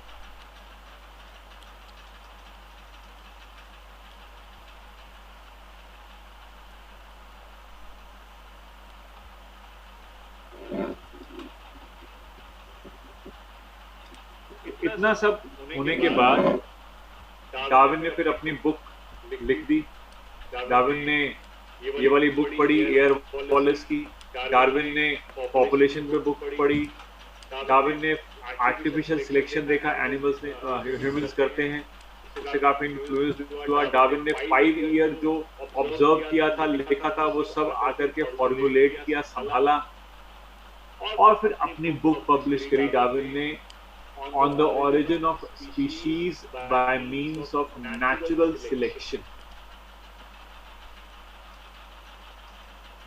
आप पढ़ते ना ओरिजिन ऑफ स्पीशीज, बुक का नाम है। एक्चुअली जो पूरा नेम है बुक का वो ये है, on the origin of species by means of natural selection, the preservation of races in the struggle for life. Actually this is the name of this is the complete name of the book, okay, but what we study is only origin of species. चलो ठीक है, याद रहना चाहिए। इतना तो याद कर ही सकते हैं, on the origin of species by means of natural selection, क्योंकि नेचुरल सिलेक्शन थ्योरी डार्विन की है। और वॉलेस की फाइंडिंग्स और डार्विन की फाइंडिंग्स मैच कर गई। और फिर ये 6 पॉइंट जो आपके सामने लिखे हुए, this is the theory of the Darwin.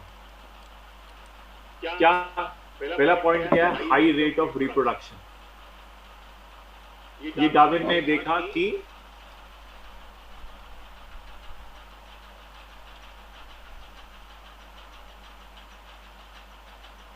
Population animal की बढ़ती है, तो हाई रेट ऑफ रिप्रोडक्शन, और वो एनिमल्स ज्यादा रिप्रोड्यूस करते हैं जो सर्वाइव कर जाते हैं और एडल्ट लाइफ में एंटर कर जाते हैं, वो एनिमल्स ज्यादा रिप्रोड्यूस करते हैं। जैसे हम लोग पढ़ रहे थे ना कि इंक्रीजिंग पॉपुलेशन के लिए जो आप पढ़ते हो पिरामिड, है ना, ट्रायंगुलर पिरामिड, तो वो जो ट्रायंगुलर पिरामिड आप पढ़ते हो फॉर इंक्रीजिंग पॉपुलेशन, उसमें सबसे नीचे क्या होता है? प्री रिप्रोडक्टिव एज ग्रुप, उसके ऊपर होता है रिप्रोडक्टिव एज ग्रुप। आपको बताया था ना, pre is more, reproductive age less, क्योंकि कुछ बच्चे मर गए बिफोर एंटरिंग रिप्रोड्यूसिबल एज। वही चीज यहाँ पे ले लेते हैं, सेम चीज ओवर है। कि हाई रेट ऑफ रिप्रोडक्शन तो है, लेकिन वही एनिमल रिप्रोड्यूस कर रहा है जो रिप्रोडक्टिव एज में एंटर कर गया, और रिप्रोडक्टिव एज में एंटर करने के बाद भी वो कितना रिप्रोड्यूस कर रहा है वो चेक करना पड़ेगा। भाई एक बच्चा पैदा कर रहा है या 2 कर रहा है या 3 कर रहा है या 4 कर रहा है, इसको बोलते हैं डिफरेंशियल रिप्रोडक्शन। ठीक है ना, कि animals which are reaching the adulthood और the puberty, I mean, they acquire the ability of reproduction. The animals which acquire the ability of reproduction, which acquire the ability of reproduction, reproduce at different rates. Some produce more progeny, some produce less progeny. Okay, that is called differential reproduction. हम उसे कहते हैं। The total number remains constant, लेकिन फिर भी देखो population भले ही बहुत बढ़ रही हो, लेकिन फिर से nature will impose a check on the population, and that is the positive checks जो माल्थस ने कहे थे, और उससे हाईली इन्फ्लुएंस होकर डार्विन ने भी ये पॉइंट बोल दिया। Total number remains constant.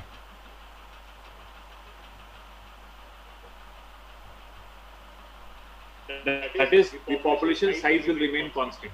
Struggle for existence, third point.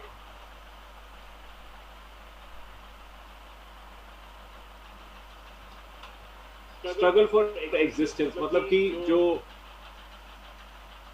Animal species है वो आपस में स्ट्रगल तो करेंगी, और inter specific struggle according to Darwin is very important. Inter specific struggle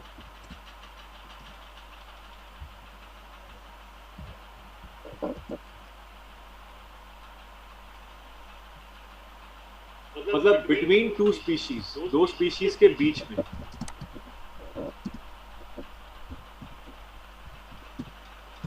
between two species interspecific struggle is important, and that will lead to evolution, because दो species के बीच में, दो डिफरेंट स्पीशीज के बीच में अगर कोई स्ट्रगल होगा, अगर कोई कंपटीशन होगा, तो वो किस चीज के लिए होगा? For shelter, for food. दो स्पीशीज के बीच में अगर स्ट्रगल होगा तो it will be for food, it will be for shelter.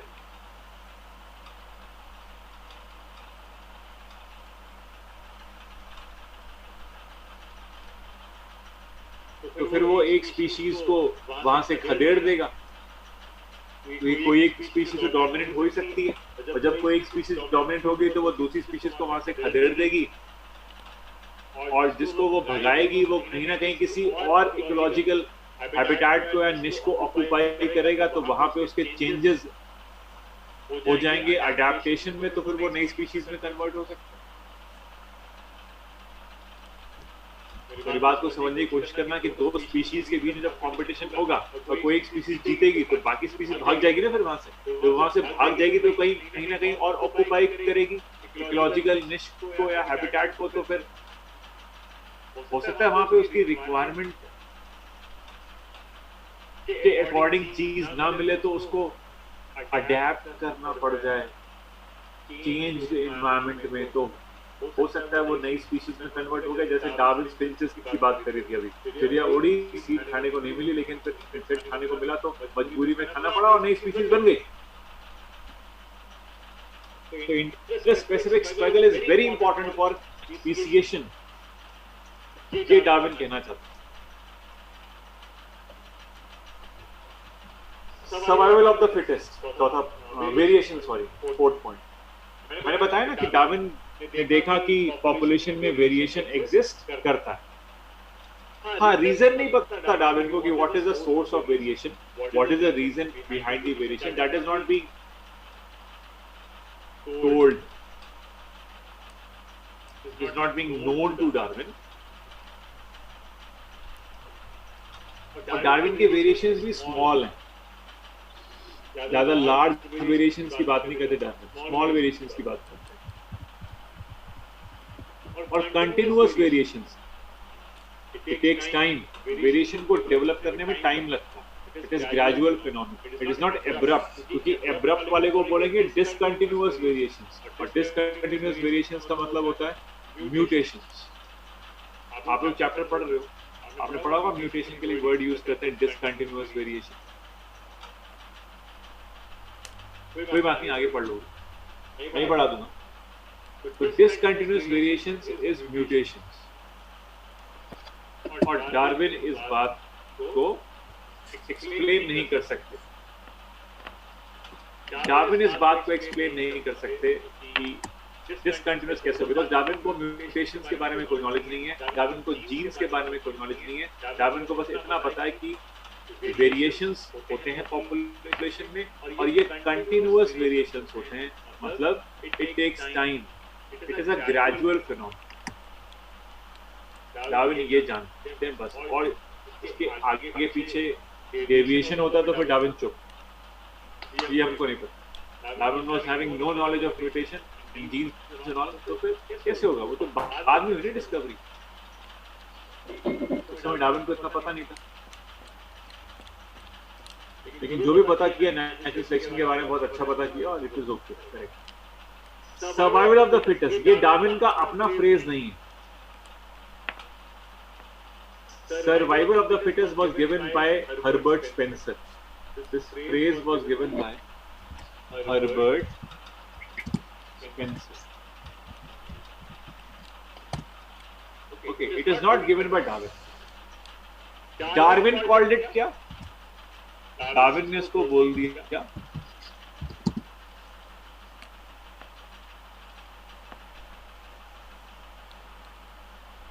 Natural selection.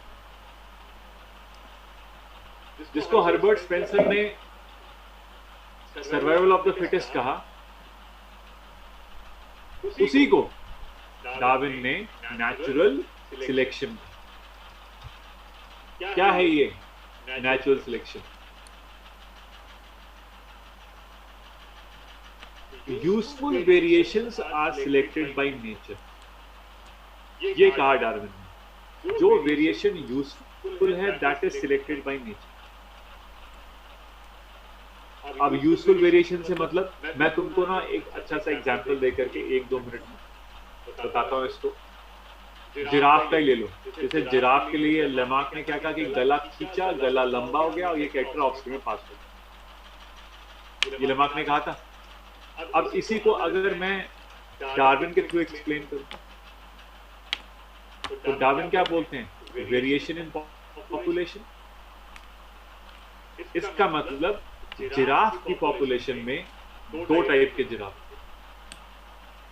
एक शॉर्ट नेक, एक लॉन्ग नेक। एनवायरमेंट चेंज हुआ, स्केर्सिटी ऑफ फूड हुई on the land, short neck giraffe was not able to survive, he was not fit, and according to the fitness to the environment, who survived? Long neck giraffe survived. And today we find the progenies of long neck giraffe only because short neck giraffe became extinct. And who was selected? The giraffe with useful variation. What is the useful variation right now over here? Long neck. Long neck was already there in the population. It was not created.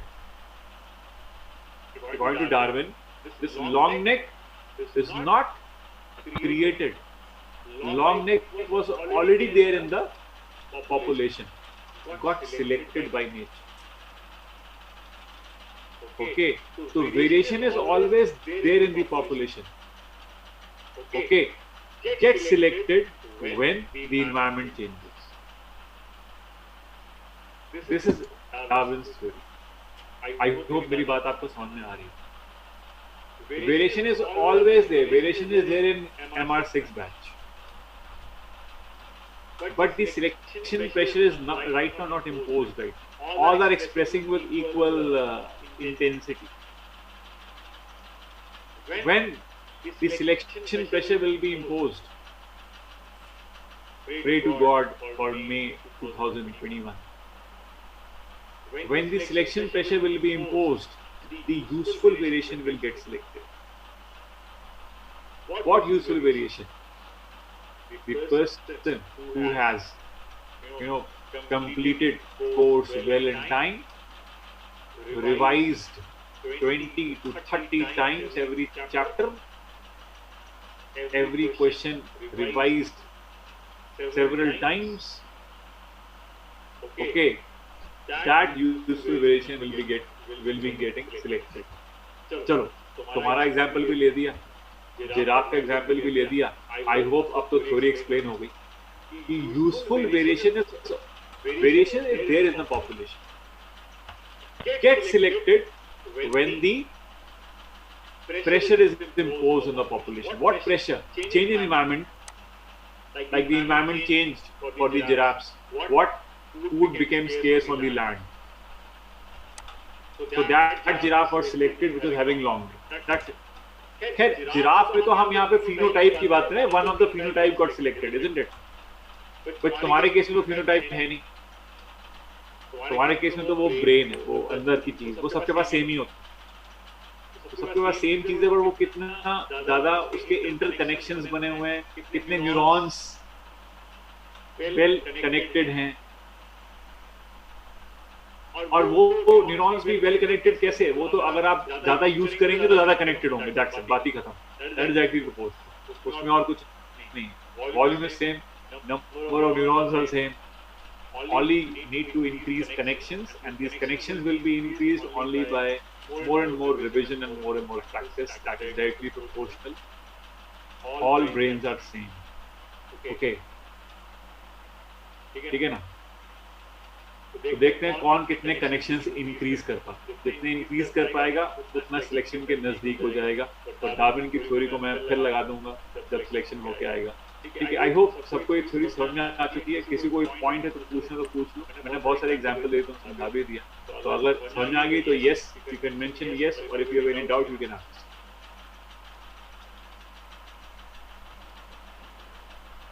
बाकी इसमें और भी explanation थोड़ा बाकी है. in the next class I will take a different aspect of this natural selection theory. So we'll be discussing it furthermore in the next class. It requires explanation. Okay, and from here the chapter becomes more and more interesting. थोड़ा सा interesting होगा अब chapter आगे, और human evolution will come.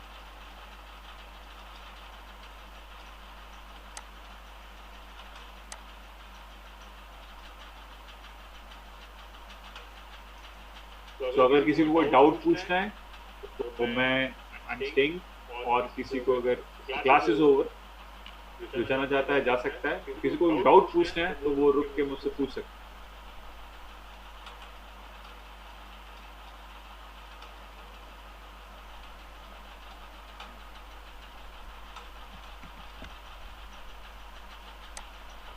हाँ, long neck and short neck, both type of giraffes were there, Ankur Pal, according to Darwin, because the variation exists in the population.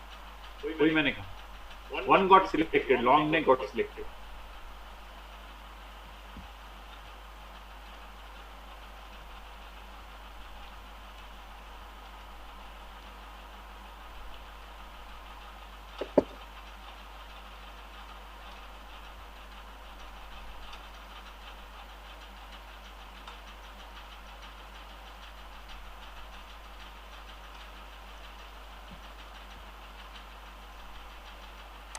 Zishan Ali. Yes sir. आपके कुछ doubt थे, मैंने I have given all the answers. आपने एक बार इनको read करके you can have a look on it. अगर कोई लगता है तो तुम मुझसे पूछ सकते हो. अगर अभी भी तुम्हें कोई डाउट है, प्रोसेस कर रहा है तुम्हारा. सर एक क्वेश्चन में वो 3cc बोल रखा है, उसका मतलब क्या था? वो तो एक बार, वो तो मुझे कुछ मिसप्रिंट सा लग रहा है, पता नहीं कुछ क्या है वो. अच्छा, हम बाकी सब तो समझ आ गया था. सेंटीमीटर क्यूब अगर लेके चले, वॉल्यूम लेके चले अगर, समझ रहे हो? जी सर. तो वॉल्यूम लेके चलोगे तो वो सेंटीमीटर क्यूब हो सकता है. बट हम जानते हैं कि जो मैक्सिमम हमारे पास वैल्यू आती है वो 200 to 300 मिलियन आती है, ठीक है। Yes sir. हाँ, सेंटीमीटर क्यूब आप लेके चल सकते हो। Okay sir. तो फिर आपको पता होना चाहिए कि मिलीलीटर और सेंटीमीटर क्यूब का क्या रिलेशन है, क्योंकि हमने पढ़ा हुआ है कि इट इज 2.5 to 5 ml पर एजैक्यूलेशन। हाँ तो आप सेंटीमीटर क्यूब का ml के साथ रिलेशन पहले कैलकुलेट कर लो एक बार, और फिर उसके अकॉर्डिंग देख लो कि जितना ml आ रहा है उसमें कितने स्पर्म्स होंगे। अच्छा ठीक है सर। विशाल समझे आप?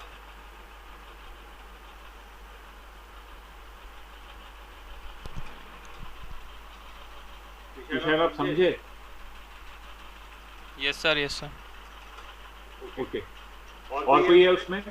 उसमें बाकी तो मैंने टर्म्स बताए थे। Asthenozoospermia is lack of sperm motility, oligozoospermia is low sperm count. Sir neoteny. Neoteny. Neoteny में मैंने रिटेंशन ऑफ लार्वल कैरेक्टर्स को कहते हैं हम लोग। अच्छा ओके सर। जैसे एम्फीबियंस में होता है ये। एम्फीबियंस में जो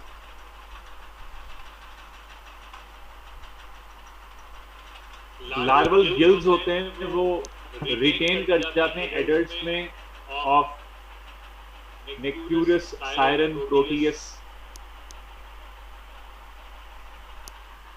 सर मतलब अडल्ट में शो नहीं होते?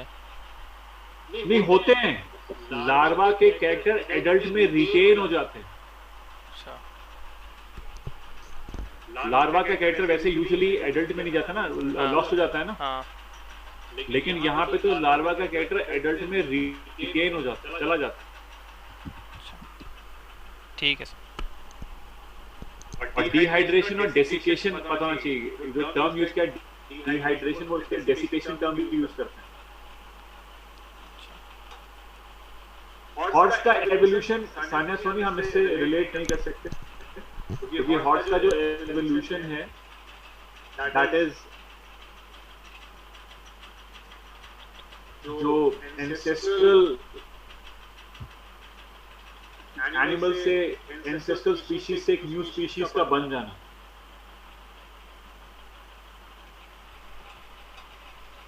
नीड के अकॉर्डिंग वो तो उसका एवोल्यूशन इम्प्रोवाइजेशन होता चला गया कि भाई हाइट बढ़ गई,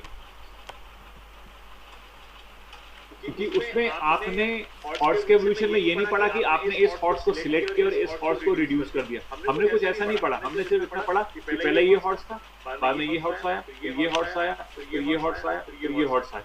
अब उनके बीच में कंपटीशन, आपको कंपटीशन मैंने आपको नहीं पढ़ाया था। दो हॉर्सेस के बीच में कोई कंपटीशन नहीं पढ़ाया था। वो सिर्फ टाइम लाइन ऑफ एवोल्यूशन था कि पहले ये था, फिर ये, वो इम्प्रोवाइज होके ये बन गया, फिर वो इम्प्रोवाइज होके वो बन गया। फिर ऐसे करके हल्के हल्के इम्प्रोवाइजेशन होता रहा पुरानी स्पीशीज में और नई स्पीशीज बनती गई। धन्यवाद।